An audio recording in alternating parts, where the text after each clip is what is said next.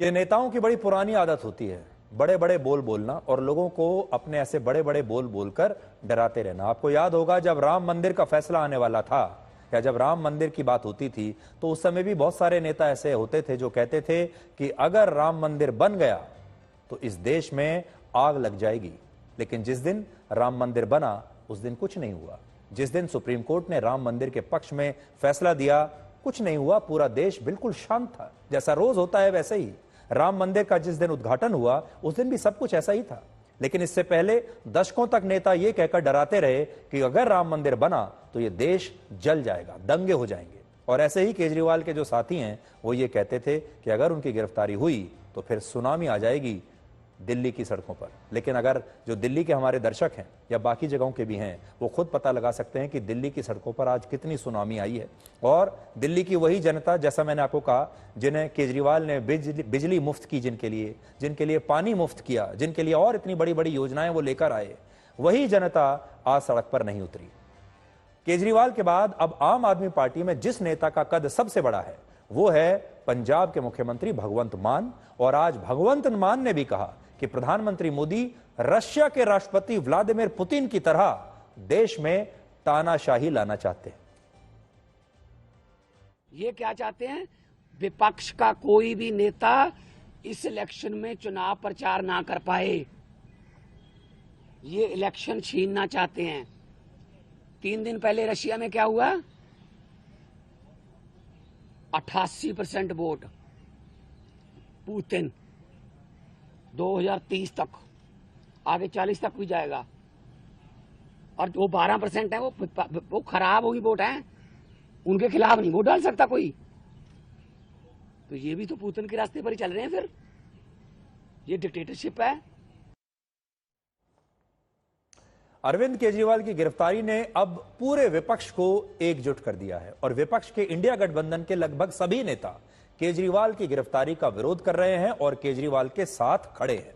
और इन नेताओं में कौन कौन है देखिए, इनमें राहुल गांधी हैं, शरद पवार हैं, कमलनाथ हैं, कपिल सिब्बल हैं, फारूक अब्दुल्ला हैं, उमर अब्दुल्ला हैं, पवन बंसल हैं, गौरव गोगोई और अखिलेश यादव जैसे कई बड़े नेताओं ने सोशल मीडिया पर खुलकर समर्थन किया है अरविंद केजरीवाल का। और आप अभी अपनी स्क्रीन पर देख सकते हैं इन सभी नेताओं ने शराब घोटाले में केजरीवाल की गिरफ्तारी का विरोध किया है और इसे लोकतंत्र की हत्या बताया है।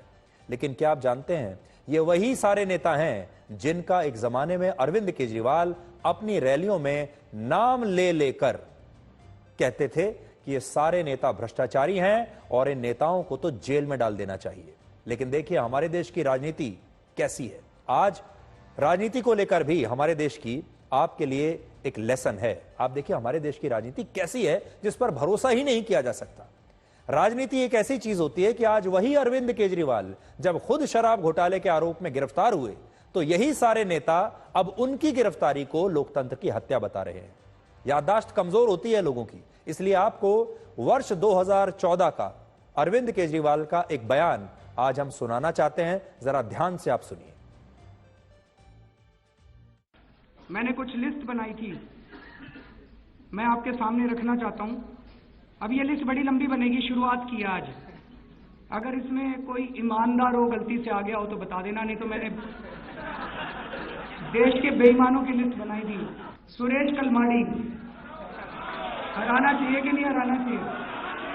तो आम आदमी पार्टी की तरफ से एक मजबूत कैंडिडेट खड़ा होना चाहिए उसके लिए। नितिन गडकरी हराना चाहिए कि नहीं हराना चाहिए?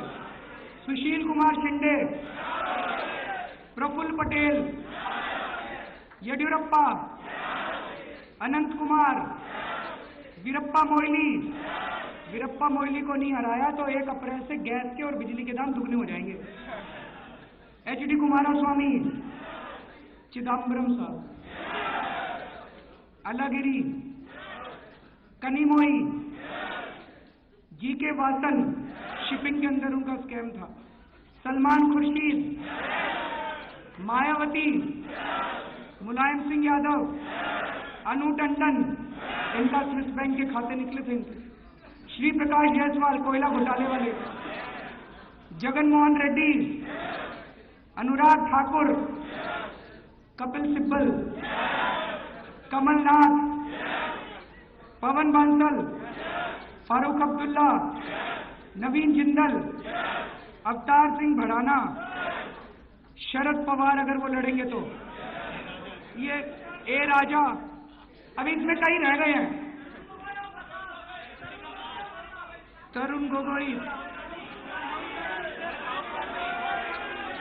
राहुल गांधी। आपने सुन लिया होगा ध्यान से, उन्होंने राहुल गांधी का भी नाम लिया है और राहुल गांधी की पार्टी में मौजूद और कई बड़े बड़े नेताओं का नाम लिया, मुलायम सिंह यादव का नाम लिया। आज मुलायम सिंह यादव के पुत्र इनका खुद समर्थन कर रहे हैं। कांग्रेस और राहुल गांधी ने अरविंद केजरीवाल की गिरफ्तारी को भारत के लोकतंत्र के लिए काला दिन बताया है। लेकिन आज मैं एक शिकायत की कॉपी अपने साथ लाया हूं जो दिल्ली कांग्रेस के नेताओं ने 3 जून 2022 को दिल्ली पुलिस को लिखी थी। इस शिकायत में कांग्रेस के ही नेताओं ने यह लिखा कि दिल्ली में बहुत बड़ा शराब घोटाला हुआ है और इस घोटाले में मुख्यमंत्री अरविंद केजरीवाल की भूमिका की दिल्ली पुलिस को जांच करनी चाहिए। लेकिन आज सिर्फ चुनावी राजनीति के लिए यही कांग्रेस पार्टी अरविंद केजरीवाल की गिरफ्तारी को गलत बता रही है। थोड़ा सा पढ़ के मैं आपको बता देता हूं। ये वो चिट्ठी है, देखिए मेरे साथ आपकी स्क्रीन पर भी चल रही है। उस समय श्री राकेश अस्थाना दिल्ली पुलिस के कमिश्नर थे और इन्होंने लिखा है, subject regarding investigation of multi crore scam in illegal distribution of liquor license to shell companies. Delhi chief minister Arvind Kejriwal ji with nexus with former Shiromani Akali Dal MLA Shri Deep Malhotra has formed cartels and created monopolies in Delhi by illegal tendering process। ये लिख कर दे रहे हैं कांग्रेस के नेता और फिर कहते हैं Delhi Pradesh Congress committee with above clinching evidence sourced from Ministry of Corporate Affairs wants thorough investigation in the multi crore scam। ये कांग्रेस के नेताओं ने लिखी थी चिट्ठी। अब आपको कांग्रेस के कुछ नेताओं के बयान सुनवाते हैं जो पहले शराब घोटाले में केजरीवाल की भूमिका पर सवाल उठाते थे, लेकिन अब इन्हीं नेताओं को केजरीवाल की गिरफ्तारी में साजिश दिख रही है। शराब का घोटाला क्या है, शराब का लिकर स्कैम क्या है? लिकर स्कैम सीधे सीधे अब यह एस्टैब्लिश हो गया है कि कम से कम 100 करोड़ की रिश्वत ली गई है। कम से कम 100 करोड़ की रिश्वत। जो प्राइवेट होलसेल डीलर्स हैं उनको 12% कमीशन 5% से बढ़ा करके 12% कमीशन ये करी गई और उसके अंदर शर्त ये रखी गई कि 6% किकबैक आम आदमी पार्टी और केजरीवाल को दिया जाएगा। केजरीवाल ने 100 करोड़ का स्कैम किया है और इनको कोई नैतिक अधिकार, केजरीवाल और इनके मंत्रियों को जो जिनका नाम इसमें है, चाहे वो मनीष सिसोदिया चाहे सत्येंद्र जैन को, इनको कोई नैतिक अधिकार नहीं है कि अपनी कुर्सी पे एक सेकंड भी और रह जाएं। मनीष सिसोदिया जी अरविंद केजरीवाल जी के राजदार हैं। मनीष सिसोदिया अगर लंबे समय तक अंदर रहे तो मैं जितना उनका स्वभाव जानती हूं वो लंबे समय तक चुप नहीं रह पाएंगे। उनकी चुप्पी टूटेगी और उनकी चुप्पी अरविंद केजरीवाल की कुर्सी तक पहुंचेगी। क्यों? क्योंकि आपका नीति शराब नीति को लेकर जो भी फैसले हो रहे थे वो दिल्ली के मुख्यमंत्री की जानकारी में हो रहे थे। कि ये वही केजरीवाल है जिसने 2012-13 में जब अन्ना आंदोलन में लोकपाल की बात की थी तो कहा था कि एक आदमी, कोई भी आदमी अगर केवल संदेह मात्र किसी मंत्री पर कर दे तो उस पर पूरी इंक्वायरी होनी चाहिए।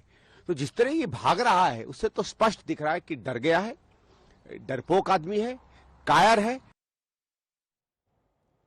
अब बताइए, 2023 में कांग्रेस के नेता ये भाषा बोल रहे थे और आज 2024 में इनकी भाषा पूरी तरीके से बदल गई। इन नेताओं पर कभी आपको कोई विश्वास होगा? हमारे देश में आजादी से लेकर अब तक हर पार्टी 2 ही मुद्दों पर बनी है और ये 2 मुद्दे हैं भ्रष्टाचार और गरीबी, या गरीबी के साथ आप जाति को भी जोड़ सकते हैं। लेकिन इसके बावजूद हमारे देश में ना तो भ्रष्टाचार समाप्त हुआ, ना गरीबी समाप्त हुई और ना ही जातियों को कभी किसी पार्टी का कोई फायदा मिला। और आज हम आपको केजरीवाल का 12 वर्ष पुराना एक बयान सुनाते हैं जब उन्होंने अन्ना आंदोलन में यह कहा था कि इस कुर्सी में ही कोई गड़बड़ है और जो भी इस कुर्सी पर बैठता है वो भ्रष्टाचार करने लगता है। और आज वो बात खुद केजरीवाल पर ही लागू हो रही है। देखिए पुराना उनका एक बयान। इस कुर्सी के अंदर कुछ ना कुछ समस्या है। जो इस कुर्सी के ऊपर बैठता है वही गड़बड़ हो जाता है। तो कहीं ऐसा तो नहीं कि इस आंदोलन से जब विकल्प निकलेगा और वो लोग जब कुर्सी पे जाके बैठेंगे, कहीं वो ना भ्रष्ट हो जाएं, कहीं वो ना गड़बड़ करने लगे? ये एक भारी चिंता है हम लोगों के मन में। तो 2012 में जो अरविंद केजरीवाल अभी कह रहे थे, ऐसा लगता है वो उस समय अपनी ही बात कर रहे थे। केजरीवाल के गुरु हुआ करते थे उस जमाने में, जिन्हें वो बाद में भूल गए। उनका नाम है अन्ना हजारे। अन्ना हजारे ने कहा है कि उन्होंने केजरीवाल को समझाने की बड़ी कोशिश की थी, लेकिन उन्होंने उनकी बात नहीं मानी और इसलिए आज उन्हें केजरीवाल की गिरफ्तारी पर कोई दुख नहीं है। मैंने उसके बारे में 2 बार लेटर लिखा, मुझे बहुत दुख हुआ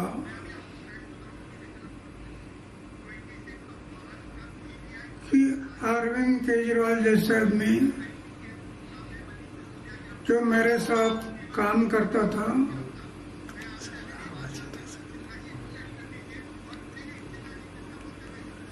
और शराब के बारे में हम लोग आवाज उठाया था, आज वो शराब नीति बना रहा है, जिससे मुझे दुख हुआ।